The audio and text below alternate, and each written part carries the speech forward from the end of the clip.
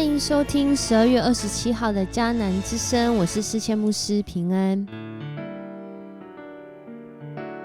我们今天持续要来分享纪念归回之名尼希米记第7章。在这一章当中，我们看见了很多的人名，而这些人呢，他们是从各个地方回到耶路撒冷的属上帝的子民。如果我们愿意成为属上帝的子民，我们愿意成为那归回之民，不论我们流浪到哪里去，气头到都位，上帝都与我们同在，而且他的应许从未改变。就像今天要 RPG 祷告的经文阿莫斯书9章14节说的，我必使我民以色列被掳的归回，他们必重修荒废的城邑居住，栽种葡萄园，喝其中所出的酒，修造果木园，吃其中的果子。有一个年轻人，应该说是一个小孩，他从小就被老师骂，你只会气头，你刚才也要气头。对那时候他就开始气头啊，你会很年轻的时候呢，在这个黑道来气头，大学的时候呢，也在气头。到美国继续念博士班，继续念户外教育博士的时候，还在气头。连回来到台湾了后，在教册的时候也带学生去气头，也带学生去气头。而6月30号，他今年6月30号从大学的教授退休后，到现在还在气头。一开始他的气头呢，是为了要证明自己，应该说要保护自己，因为他从很小的时候就经历到非常严重的家暴，他用逃的方式来保护自己，接着逃着也就习惯了，用各种逃的方式来证明自己。后来这气头呢，经历了一个很长岁月的一个过程，遇见了大自然，在大自然中找到了原来我被创造这么会气头，有上帝他美好的心意，所以他后来的气头是为了活出自己在上帝里面真实的身份。你看到了吗？他就是谢志谋教授，他用很耸动的标题来分享他归回上帝之路他也是归回上帝之名。他说，我15岁的时候带200多个学生去砍人，我55岁的时候带2万多个学生去改变世界。曾经的失落之名，如今成了归回之名，因着上帝帮助。会失落当然是有原因的，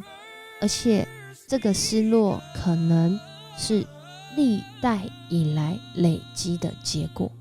在今天的第7章当中，我们看见这么多的人名的时候，其实它反映了3个背后我们看见的状态，也跟很多的人你正在经历的状态或许有些那么类似的地方。他们曾经流亡，他们不是气头，他们是逃亡、流亡、被掳、被迫离乡背井去到巴比伦，而这个过程是他们的祖先或者是他们自己。这件事情的结果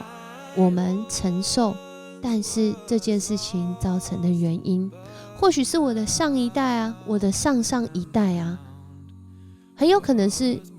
我自己没有错啦，但大部分的原因不也是这整个环境是在这个被掳的光景里面吗？这不是我自己情愿，甚至不是我自己自愿的。然而如今要归回，这个归回它也可能不是出自于我自愿的。这不是波斯皇帝塞鲁士的命令吗？让我们必须要回到耶路撒冷吗？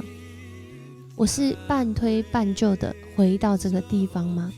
还是我是兴高采烈的回到这个地方呢？很有可能两者都有。因为对当时来说，住在巴比伦，巴比伦什么地方啊？在当时可是经济重镇呢，谁要回到一个连城墙都破损的地方？在那里都是剩下一些我们自己觉得没那么富有、老弱妇孺所居住的地方。回到那个地方会有未来吗？然而在今天的这段经文，我们看见了一群人，没错，是一群人，他们回到了耶路撒冷。回到耶路撒冷，回到那里做什么呢？回到耶路撒冷重建城墙。回到耶路撒冷重建城墙，是假把营谋代志，钱没有地方花吗？当然不是啊，是因为有上帝的呼召啊。上帝从一个人开始呼召，是谁呢？就是尼西米。从他开始呼召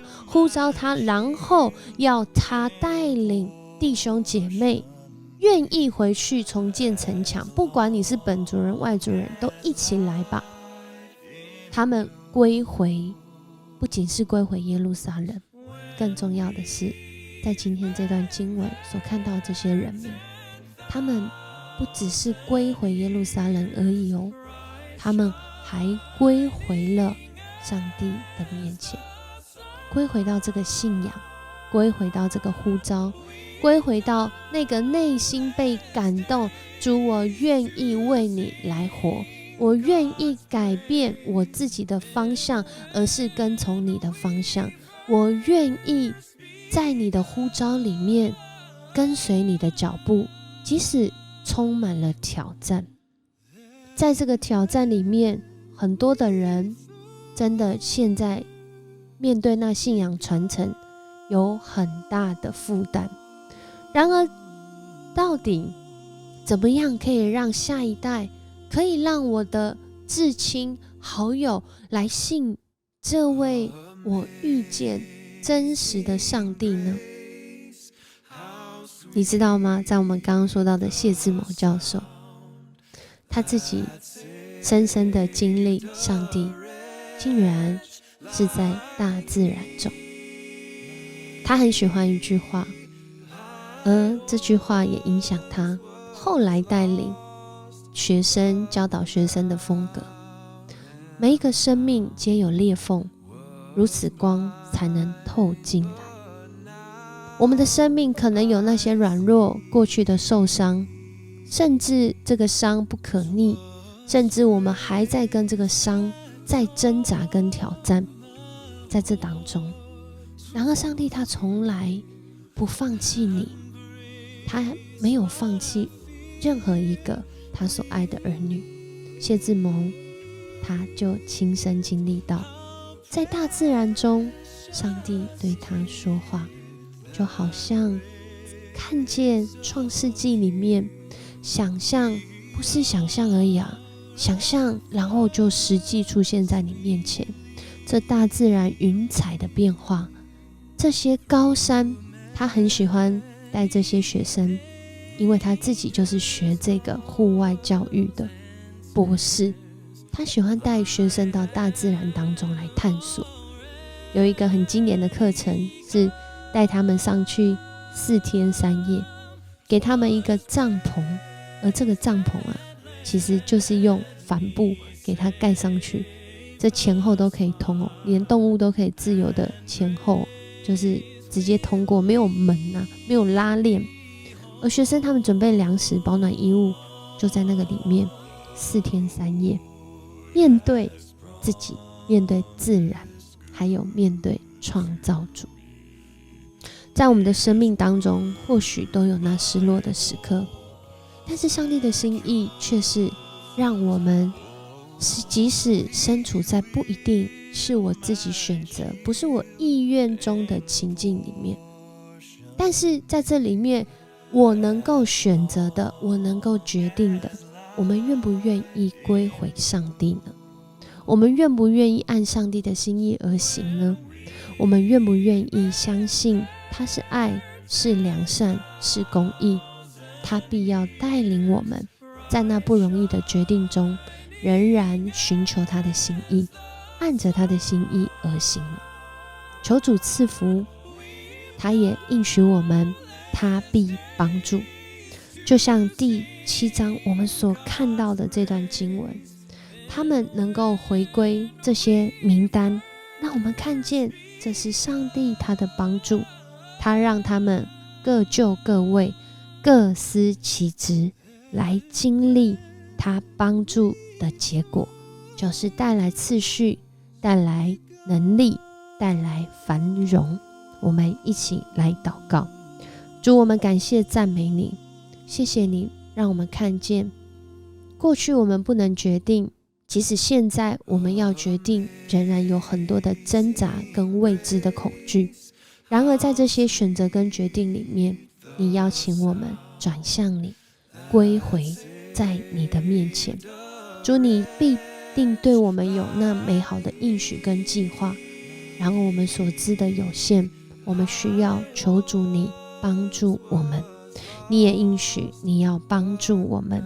如同尼希米当他们经历那52天能够盖好，是因着主你的帮助。就在尼希米记6章的最后说到的52天的工作完工了，敌人听到了觉得哇，很羞愧很丢脸，因为他们想攻击却没办法胜过你。因为我们每一个人都知道，我们能够建造完城墙，能够建造我们的生命，是因着主，是因着上帝的帮助。谢谢你带领我们来认识你，认识你是我们一生最大的祝福。我们这样祷告，奉主耶稣的名求，阿们。很开心跟你一起分享今天的迦南之声，愿这段经文这些分享能够激励你的生命，愿我们成为在上帝里面被纪念的归回之民，在每一个选择和决定当中来经历他的恩典，他的荣耀。我是世谦牧师，我们明天见。